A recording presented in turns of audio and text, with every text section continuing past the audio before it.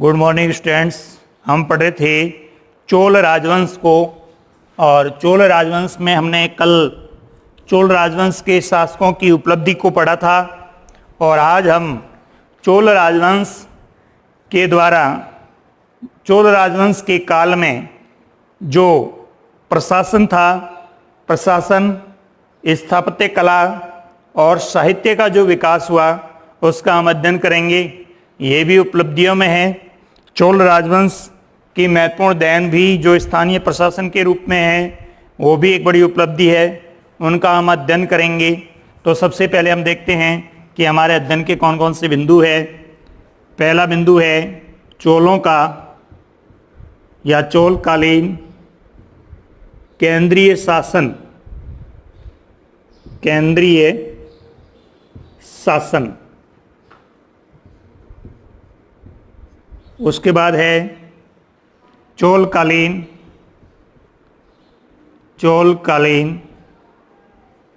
स्थानीय शासन। स्थानीय शासन।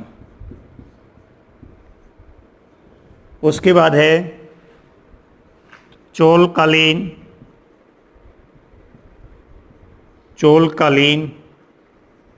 स्थापत्य कला। और उसके बाद है चोलकालीन साहित्य।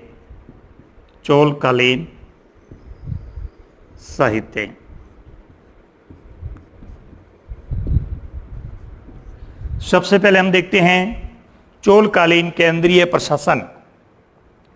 यहाँ चोलों का केंद्रीय प्रशासन देखते हैं तो चोलों के केंद्रीय प्रशासन में जो राजकीय परिषद थी, राजकीय परिषद या नेशनल काउंसिल राष्ट्रीय परिषद, ये जो राजकीय परिषद थी, राष्ट्रीय परिषद थी, जिसे मंत्रालय कहा गया।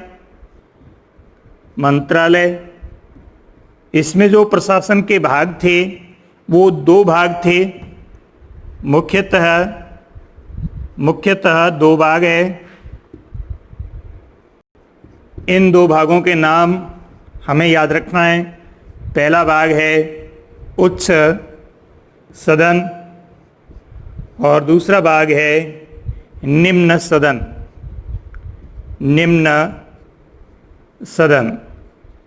जो उच्च सदन है उसका नाम है तमिल भाषा में सिरुंदरम।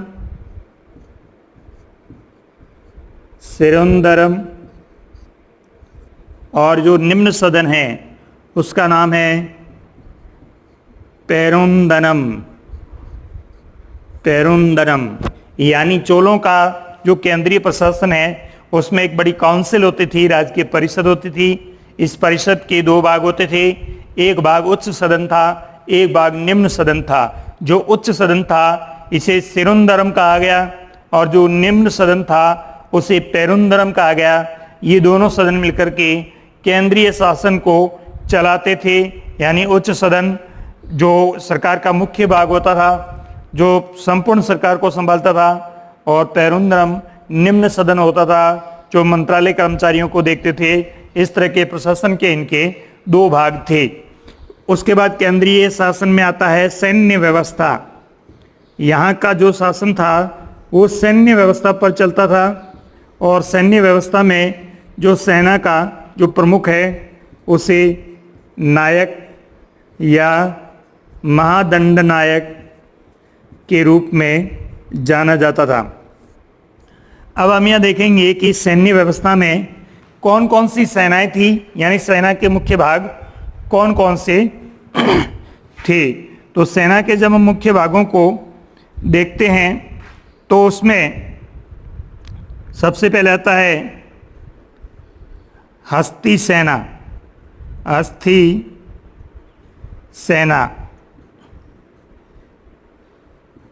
हाथी सेना जिसे हम कहते हैं, इसका नाम है कुंजीर मल्हार।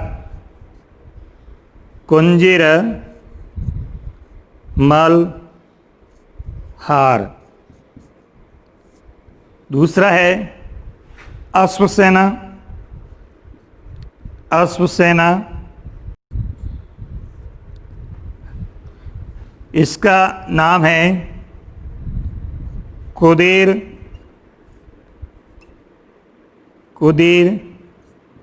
चैवगार। उसके बाद है धनुर्धारी सेना, जिसका नाम है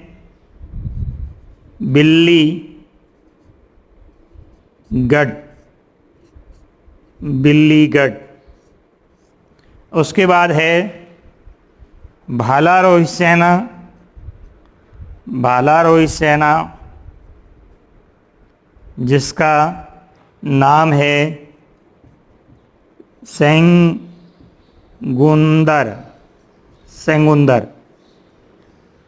उसके बाद है रक्षक सेना, जो राजा की रक्षक सेना है, रक्षक सेना, उसका नाम है वेलकोर। ये सैन्य व्यवस्था है। सैन्य व्यवस्था में हस्ती सेना को कुंजीर मल्हार, अश्व सेना को कुदीर चैवगार, धनुर्धारी सेना को बिल्लीगढ़ और भालारोही सेना को सेंगुंदर, रक्षक सेना को वेलकोर कहा गया। अब इसको याद रखने के लिए हमारे पास एक सरल फॉर्मूला है, उसको अपन फॉलो करेंगे कि हस्ती यानी हाथी क्या करते हैं, मल्हार राग गाते हैं। कुंजीर हाथी को कहते हैं। कुंजीर जो होता है वो हाथी होता है। कुंजीर हाथी क्या करते हैं, मल्हार राग गाते हैं। तब अश्व कूदते हैं,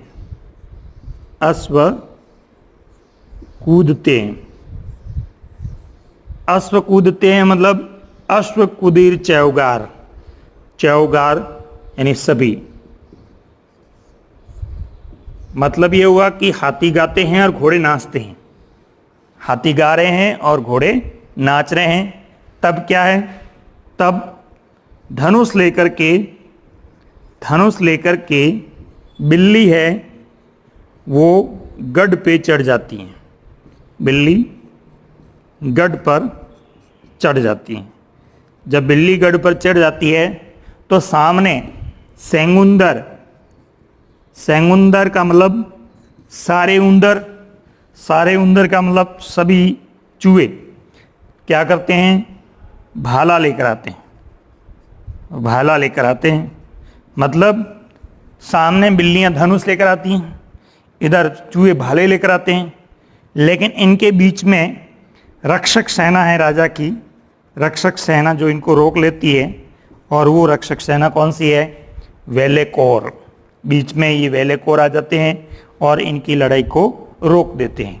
अब याद रखने का सरल तरीका है, कुंजीर मल्हार हाथी सेना है, कुदीर चैवगार अश्व सेना है, बिल्लीगढ़ धनुर्धारी सेना है, सेंगुंदर भालारोही सेना है और वेलेकोर रक्षक सेना है। इस तरह से हम इसको याद रख सकते हैं और याद रखे हुए हम इस तरह से सैन्य व्यवस्था को लिख सकते हैं। क्योंकि साउथ इंडियन हिस्ट्री की शब्दावली थोड़ी कठिन है, लेकिन हम सरल तरीके से इसको याद रख सकते हैं। उसके बाद हम बात करते हैं आगे इस काल की सैन्य व्यवस्था के बारे में। इस काल की जो सैन्य व्यवस्था है, सैन्य व्यवस्था में जो न्याय व्यवस्था, सैन्य व्यवस्था हो गई। न्याय व्यवस्था जो है वो केंद्रीय न्याय व्यवस्था जो है उसमें मुख्य रूप से मुख्य न्यायाधीश जो होते थे वो भट्ट के नाम से जाने जाते थे। इन्हें भट्ट कहा जाता था, भट्ट या भाट कहा जाता था। और ये भट्ट या भाट जो है वो हमारे पुराने प्राचीन साहित्य, विशेष करके प्राचीन साहित्य, पुराण साहित्य और पुराण साहित्य के अलावा जितने भी टीकाएं लिखी गई, स्मृतियां लिखी गई, स्मृतियां कानूनी विवरण होती हैं। और जो स्मृति शास्त्र का जो ज्ञाता होता था उसी को ही न्यायाधीश बनाया जाता था। ये केंद्रीय न्याय में था। स्थानीय स्तर पर अलग से ग्राम न्यायालय होते थे और इसके साथ साथ पंचायत न्यायालय होते थे। पंचायत न्यायालय। तो ये केंद्रीय न्यायालय में जो भाट होते थे, स्मृति भट्ट जिसे कहा जाता था, वो विद्वान लोग होते थे और वो स्मृति शास्त्र के ज्ञाता होते थे और वो न्याय व्यवस्था को देखते थे। और स्थानीय स्तर पर एक लोकतांत्रिक व्यवस्था थी जिसमें ग्राम न्यायालय थे, इन्हें पंचायत न्यायालय कहा जाता था। इस तरह की यहाँ की न्याय व्यवस्था थी। उसके बाद हम बात करते हैं राजस्व व्यवस्था की, कि राजस्व व्यवस्था किस प्रकार की थी। देखिए, राजस्व व्यवस्था में कई प्रकार के कर राजस्व थे और ये कर राजस्व कृषि और व्यापार दोनों पर निर्भर करते थे। यानी यहाँ का जो रेवेन्यू था वो एग्रीकल्चर पर भी निर्भर करता था और ट्रेड पर भी निर्भर करता था। दोनों दृष्टि से कर लिए जाते थे। तो इन्हें करों के इस तरह से नाम हैं: आयम,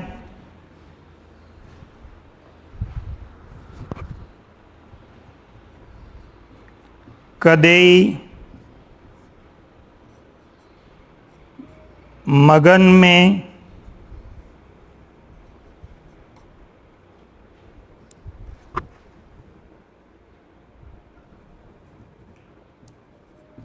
में, आजीव कासू,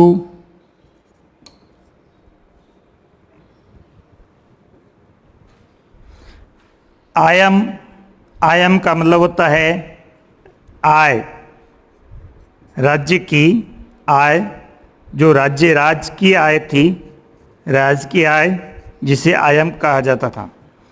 कदेई एक व्यापारिक कर था, व्यापारिक कर। मगनमयी एक व्यावसायिक कर था, व्यवसायी, वो लिया जाता था। आजीविकासु का मतलब है आजीविका पर कर लगता था, उसको वसूल किया जाता था। यानी आयम का मतलब ये हुआ कि आय, जो राज की आय होती थी, उसको कर के रूप में लिया जाता था। इसे राजस्व व्यवस्था की प्रथम मुख्य आय माना गया। कदई एक व्यापारिक कर था, जो व्यापार करते थे, व्यापारी, उनसे लिया जाता था। मगनमयी यह एक व्यवसायिक कर था, व्यवसाय पर निर्भर करता था। और आजीविकासु का मतलब आजीविका से जो कर प्राप्त होता था, उसको आजीविकासु कहा गया। ये इस तरह की कर लेने की जो व्यवस्था है वो होती थी। और जो नगद कर लिया जाता था वो मुद्रा के रूप में लिया जाता था और इस मुद्रा को कासु कहा जाता था। कासु यहाँ की मुद्रा थी और इस कासु मुद्रा को नगद कर के रूप में या नगद राजस्व के रूप में लिया जाता था। तो इस तरह की यहाँ की एक कर व्यवस्था थी, कर व्यवस्था का सिस्टम था, वो इस तरह से कर वसूल करते थे। उसके बाद हम देखते हैं स्थानीय प्रशासन।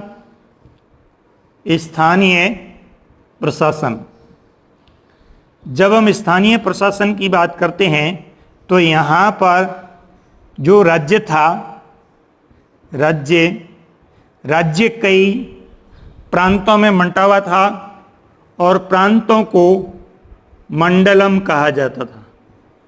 मंडलम, इस मंडलमों को कई उप प्रांतों में बांटा हुआ था। उप प्रांतों को वलनाडु कहा जाता था।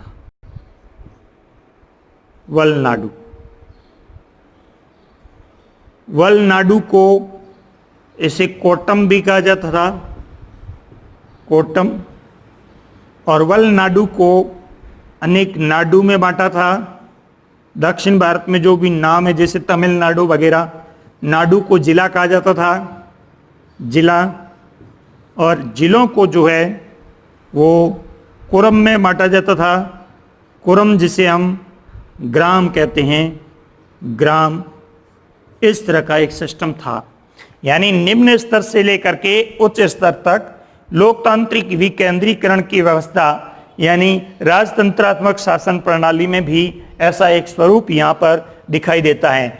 चोल प्रशासन की वर्तमान देन की जब हम बात करते हैं तो स्थानीय प्रशासन में चोल काल की वर्तमान देन सबसे बड़ी देन मानी जाती है, क्योंकि स्थानीय प्रशासन में इस तरह के विकेंद्रीकरण की जो प्रक्रिया है वो चोल काल में ही हमारे को दिखाई देती है। यानी सबसे छोटा जो शासन का जो स्तर है ये स्वतंत्र थे, जो ग्राम थे वो अपने कार्य में स्वतंत्र थे, केंद्र इसमें किसी प्रकार का हस्तक्षेप नहीं करता था।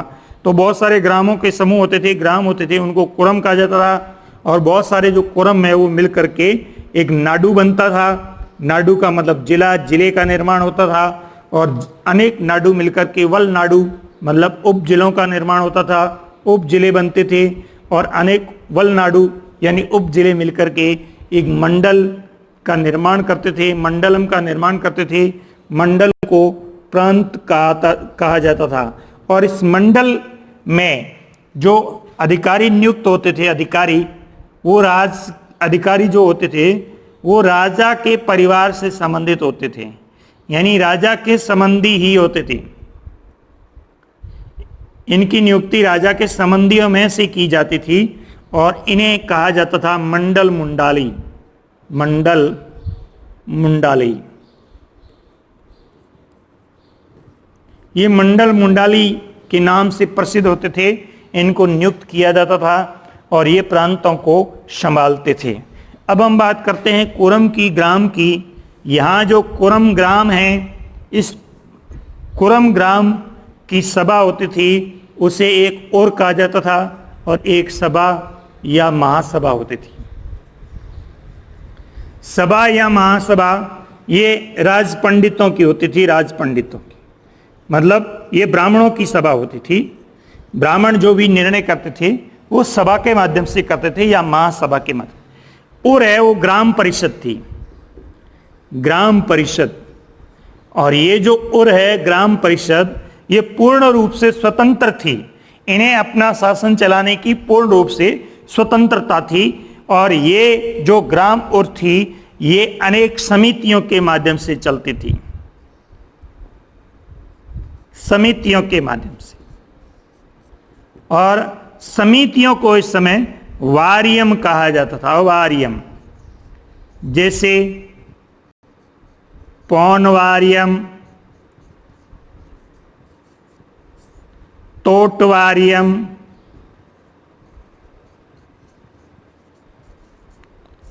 वारिवारियम, संवत्सरवारियम,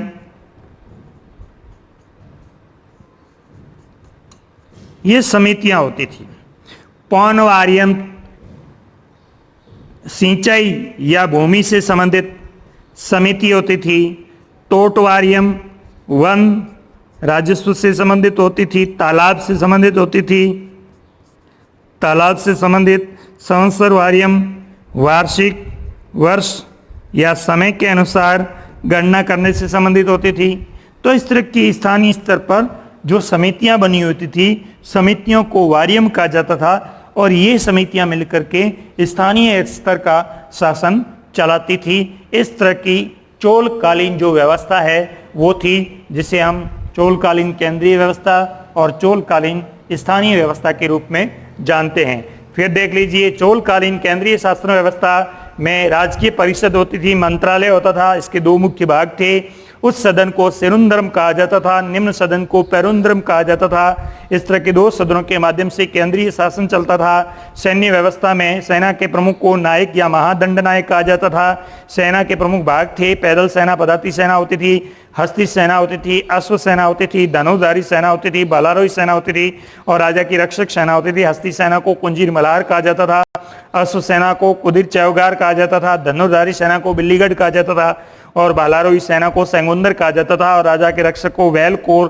कहा जाता था। तो ये सैन्य व्यवस्था इस तरह से होती थी। फिर न्याय व्यवस्था को हम देखते हैं तो यहाँ पर जो स्मृति शास्त्र के ज्ञाता होते थे, इसलिए इनको स्मृति भट्ट के नाम से जाना जाता था, जो मुख्य न्यायाधीश कहलाते थे। ये पुराण और स्मृतियों के ज्ञाता होते थे और स्मृति में लिखे हुए कानूनों के आधार पर ये लोग न्याय करते थे।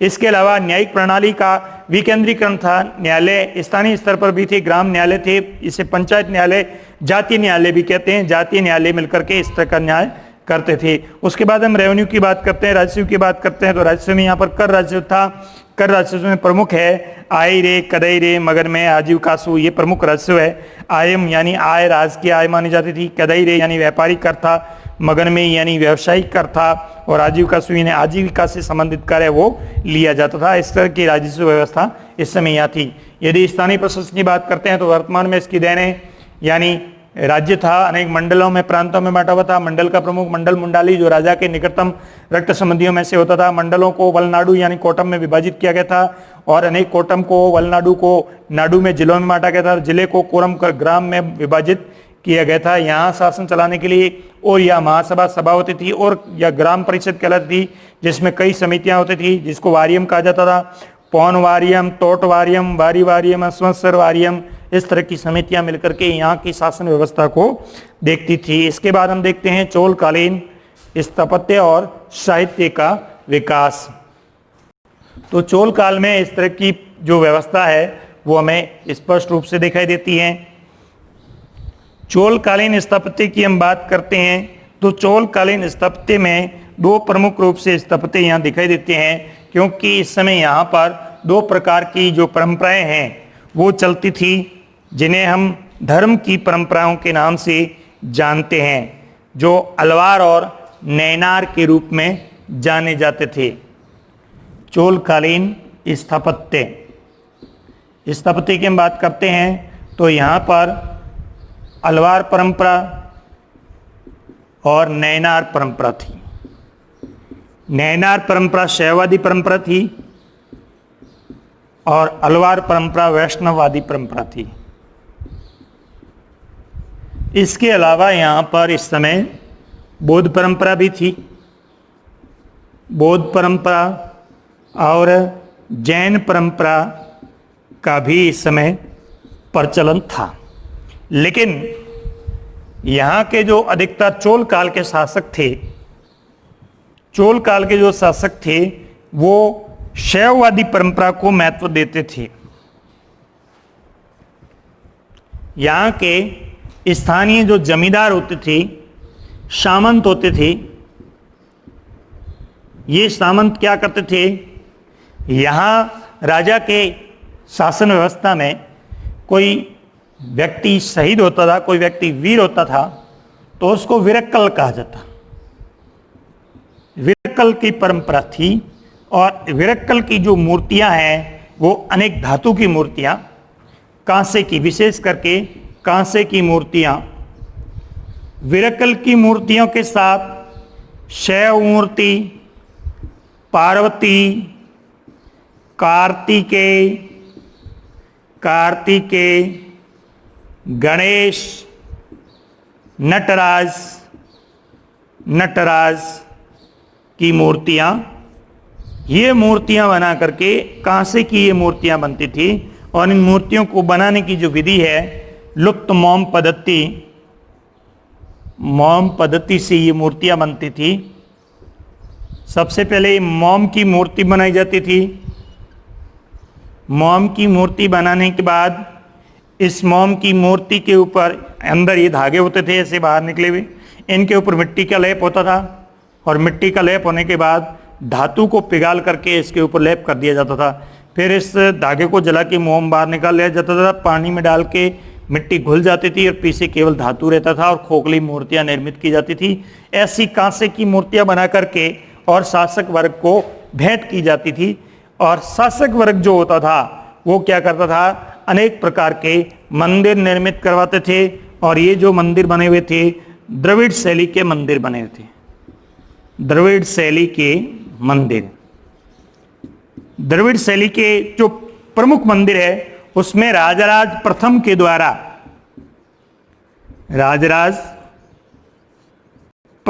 द्वारा जो मंदिर बनाया गया, जिसे बृहदेश्वर का मंदिर कहते हैं, जो तंजौर में बना हुआ है। तंजावुर या तंजौर का शैववादी परंपरा का बृहदेश्वर मंदिर सबसे प्रसिद्ध मंदिर है। ये बृहदेश्वर का जो मंदिर है तंजौर का, ये पूर्ण रूप से द्रविड़ शैली का मंदिर है। और इस मंदिर को जब हम देखते हैं तो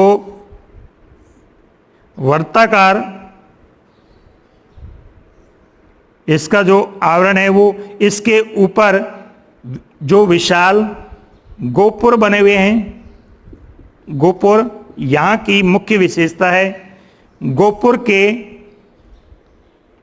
इस मुख्य मंदिर के अंदर चारों ओर यहाँ एक प्रदक्षिणा पथ होता था। और ये जो विमान बने थे, एक ऊंचे वर्गाकार चबूतरे पर बने थे, चबूतरा बनता था और इस चबूतरे को विमान कहा जाता था। विमान तो ऊंचे विमान पर इसके पास में चारों तरफ, चारों कोनों में तालाबों का निर्माण होता था। ऐसे तालाब निर्मित करवाए जाते थे और बीच में जो है ऊंचा विमान होता था। और विमान के ऊपर चौकी पर इन मंदिरों का निर्माण किया जाता था। और उसके बाद ये जो इसके गोपुरम है, इसका जो वो अलंकृत होता था, यानी अंदर इसको अनेक डिजाइनों से, चित्रों से अलंकृत किया जाता था, मूर्तियों से अलंकृत किया जाता था। गोपुर की सबसे ऊंची ऊंचाइयां दक्षिण भारत में द्रविड़ शैली के मंदिरों में थी। और यही एक बृहदेश्वर मंदिर है जिसमें द्रविड़ शैली के सभी लक्षण हैं वो दिखाई देते हैं। इसलिए इतिहासकार पर्सी ब्राउन जो आर्किटेक्चर हिस्टोरियन थे, इन्होंने ये जो बृहदेश्वर का मंदिर है इसको भारतीय मूर्ति कला का निकष कहा। मतलब सारांश, भारतीय मूर्ति कला का सारांश यदि दिखाई देता है तो इस बृहदेश्वर मंदिर में, तंजौर के अंदर जो बृहदेश्वर मंदिर है उसमें स्पष्ट रूप से दिखाई देता है। और दूसरा जो प्रमुख मंदिर है वो है राजेंद्र प्रथम के द्वारा निर्मित किया गया, वो है चोल गंगम मंदिर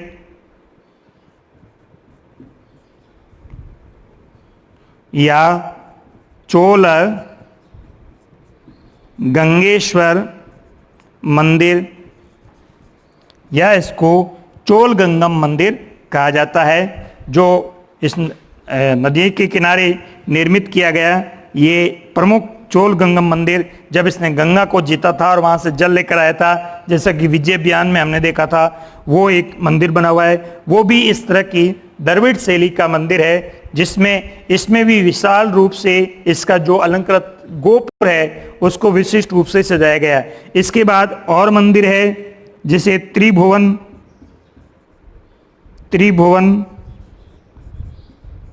का मंदिर, इसे कंप हरेश्वर मंदिर कहा जाता है। ऐरावतेश्वर का मंदिर, इसे सुंदरेश्वर मंदिर कहा जाता है। सुंदरेश्वर मंदिर, इस तरह के जो मंदिर बने हुए हैं चोल काल में वो द्रविड़ शैली से निर्मित है और स्थापत्य कला के क्षेत्र में महत्वपूर्ण है। तो इस तरह के मंदिर है दक्षिण भारत में चोल शैली से संबंधित निर्मित किए गए, और इस प्रकार की मूर्तियां हैं वो चोल शैली से संबंधित निर्मित की गई।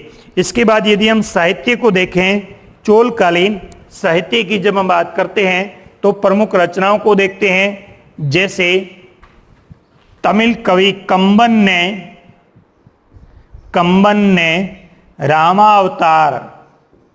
रामावतार मतलब रामायण, दक्षिण की रामायण मान लें अपन, रामावतार, ये प्रमुख रचना थी।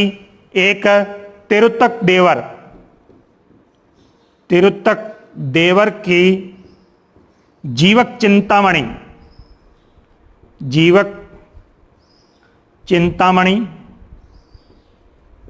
बौद्ध परंपरा से संबंधित प्रमुख रचना मानी जाती थी। एक सेकिलार की रचना पेरिया पुराण प्रमुख रचना थी, जो संस्कृत के पुराण साहित्य का अनुवादित स्वरूप दिखाई देता था। एक पुलबेम्बी की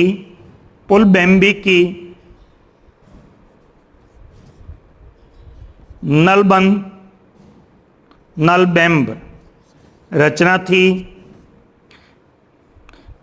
ये इस तरह की तमिल रचनाएं जो है वो अनेक प्रकार की रचनाएं, लेकिन इसमें प्रमुख रचनाएं हैं वो कंबन की रामावतार, जिसे रामायण का अनुवादित स्वरूप है, वो लिखा गया। और तिरुत्तक देवर की रचना है जीवक चिंतामणि, बहुत महत्वपूर्ण ग्रंथ माना जाता है जो बौद्ध परंपरा से संबंधित है। सेकिलार ने पुराणों का अनुवाद स्वरूप प्रस्तुत किया, जिसे पेरिया पुराण के रूप में जाना जाता है। पुलबेंदी का नलबेम्ब रचना भी है। इसके अलावा और भी कई अन्य कवि जो है इस समय अनेक रचनाओं का निर्माण किया गया, जो ऐतिहासिक स्रोत के रूप में महत्वपूर्ण मानी जाती है। तो चोल काल में इस तरह के तमिल संगम साहित्य में तमिल साहित्य का विकास हुआ, यानी ऋषि अगस्त्य के द्वारा जो परंपरा शुरू की गई थी इसको आगे बढ़ाया गया। और इसके साथ साथ शैववादी, वैष्णववादी और बौद्ध परंपराओं को महत्वपूर्ण योगदान देते हुए सभी के लिए एक धार्मिक सहिष्णुता का परिचय है वो यहाँ के शासकों ने दिया। यानी अपने जो मूल परंपराएं थी जैसे नैनार परंपरा, उसके साथ साथ अन्य परंपराओं को भी इन्होंने अपनाया और अपनाते हुए इनको मंदिरों में स्थापत्य शैली में, द्रविड़ शैली में स्पष्ट रूप से इसको प्रस्तुत किया। द्रविड़ शैली की दो मुख्य विशेषताएं हैं, एक तो मंदिर का ऊंचा गोपुरम है, विशाल गोपुरम जो मूर्तियों से पूर्ण रूप से अलंकृत है, गर्भगृह में देव मूर्ति स्थापित होती हैं, और दूसरा विमान जो होता है यानी एक ऊंचा चबूतरा होता है उसके ऊपर मंदिर निर्मित किए जाते हैं। कहीं कहीं इसको रथ मंदिर भी कहा जाता है, क्योंकि इन विमानों के ऐसे पहिए और रथ का स्वरूप दे दिया जाता है, आगे हाथी बना दिए जाते हैं पत्थरों के बड़े। इस तरह के मंदिर है, रथ मंदिर के रूप में भी प्रसिद्ध है, और इनके चारों तरफ तालाब होते हैं जल प्रबंधन के लिए। इस तरह की शैली, द्रविड़ शैली के मंदिर जो है वो चोल शासकों ने निर्मित किए। तो इस तरह से चोलकालीन इतिहास की हमारे भारत में स्थापत्य कला की दृष्टि से और स्थानीय प्रशासन की दृष्टि से महत्वपूर्ण भूमिका मानी जाती है। धन्यवाद।